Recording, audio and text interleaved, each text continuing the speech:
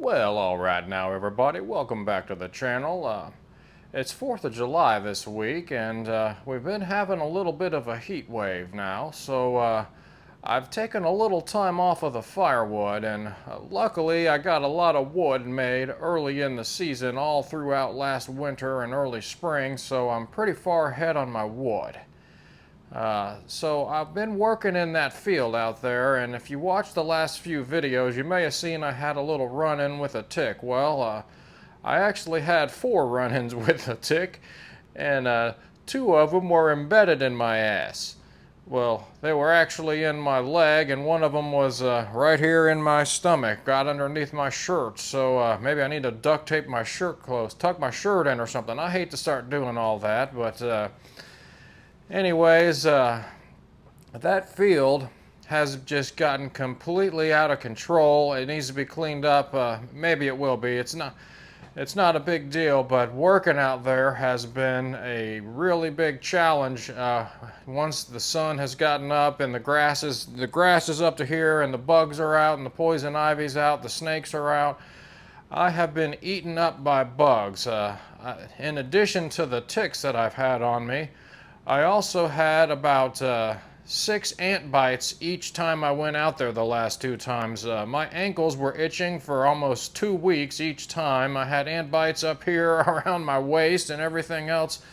So it's just been kind of messy. I don't want to go out there every time and come home and be itching for 2 weeks. I still have little red dots all over my ankles and everything from the ants. So these are those little tiny brown ants. Man, they really are nasty. They pack a punch, and they get pissed off when you mess with them. The carpenter ants, they don't seem to bother me too much. I mean, if you disturb a nest of carpenter ants in a tree, they kind of go everywhere, and you feel like they're going to get on you and tear you up. But they don't really seem to do much to me anyways. Let me know if you've had any problems with carpenter ants. But these little tiny brown ones now, if you disturb them and you throw them all on the ground, and you take a piece of bark or something with them on there and throw it on the ground around your feet, before you know it, man, they'll be all over your legs and ankles and everything else, and they just curl up on you and sink in, and man, you'll be itching for 2 weeks from those little tiny things. So it's been kind of tough to be out there making some wood. It's not that I can't do it, but that field is just out of control. And when you have grass that's up over your waist and there's ticks and everything, you can't get in there and get the wood out.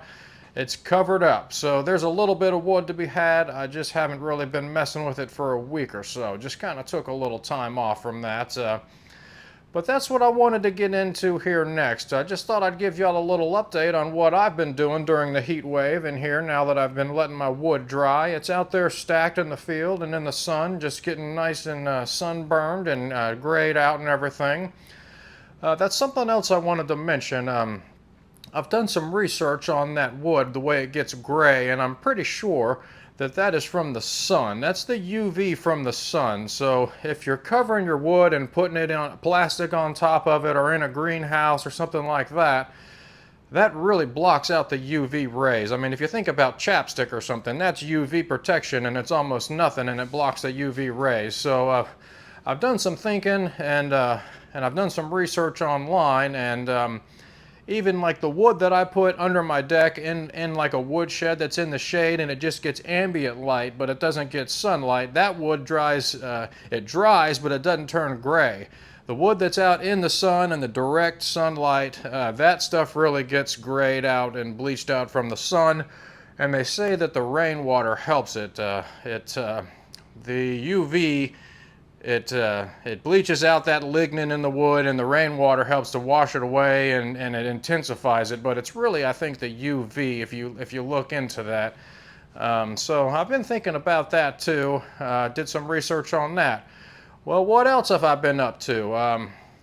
I was watching the 24 Hours of Le Mans sports car race there. It's a classic, iconic race over there in Europe, and that was a really good race. Now, one of the highlights of the race, they had a bunny rabbit get sucked up in the grill of a $1 million race car, and it retired that race car. You think, obviously, yes, the rabbit did pass away. The car was probably going about 160 miles an hour, but it went apparently inside the engine compartment of that race car and blew it all up. So it was out of the race and everything because it hit a rabbit at about 150 miles an hour. I don't know how fast it was going. It was on a straightaway though, pretty fast. So those race cars get up there, I think they start at about $800,000 stock, and then you got to obviously modify them and put a roll cage in them and everything. So you're looking at over $1 million easy on a race car, and they go on up into about 15 to 17 million dollars, and that rabbit just took it right out now. So you got to be careful. That is just such an interesting sport, but I just haven't quite figured it out yet. I'm not sure how to get into that. The 24 Hours of Le Mans, it pays 40,000 euros if you win that race, which is about 47,000 US dollars. So you get a little bit of a payoff there, but it's quite a bit of work. So I've been watching that, really getting into that. I've always been into that. Anybody that knows me knows that I had a Volkswagen with a touring car wing and a turbo kit and everything back in the day. It was actually a cutting-edge turbo kit. It was one of the first ones sold. We actually helped that company develop some of the hoses and things that were in that kit, because the ones that they sent were not quite as good as they needed to be for vacuum lines and that type of thing. So we had to do some really heavy modification on that car. That was a beautiful little Volkswagen. I kind of wish I had it back one day, but it didn't have the VR6 engine in it is the only thing. I wish I would have had that VR6, man. That would have been something. But that was my first car. I've always been into the European touring cars and that type of thing. So I've been getting into a lot of that as well lately. It's been keeping me pretty busy. And the other thing I wanted to mention is I was studying Bigfoot. I mentioned the other day that I like to leave my cameras rolling in case we see a Bigfoot out in the field when I'm working. Now, up until recently, I have pretty much written off Bigfoot as being a complete farce. I don't believe in Bigfoot. I thought it is just completely ridiculous. I thought Bigfoot for sure. No way. Nobody's seen him in a long time. But there is a film online, and you may have seen it or you may have heard about it. It's called the Patterson film. Now, this film is from 1967, and it has some footage of a Bigfoot there.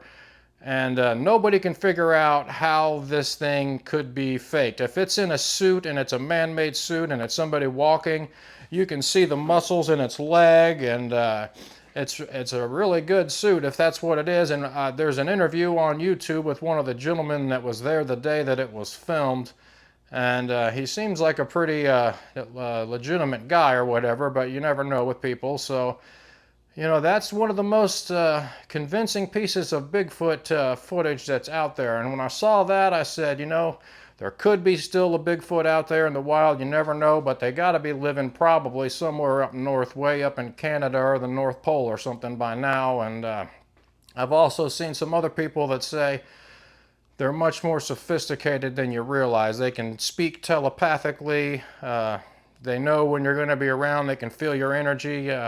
So they're not easy to find, and if they know that cameras are around and everything, they've probably retreated, you know, to the North Pole or Antarctica or something, so they're going to be hard to find. But let me know what you think. Put it in the comments. Have you seen a Bigfoot? Do you think that there is Bigfoot out there?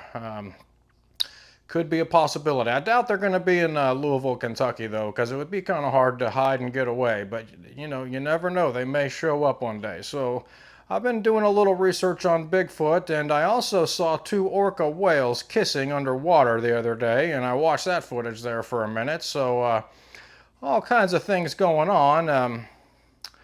But that's about all I've been into the past week or so, and hopefully I'll be back out in the field making some wood here pretty soon.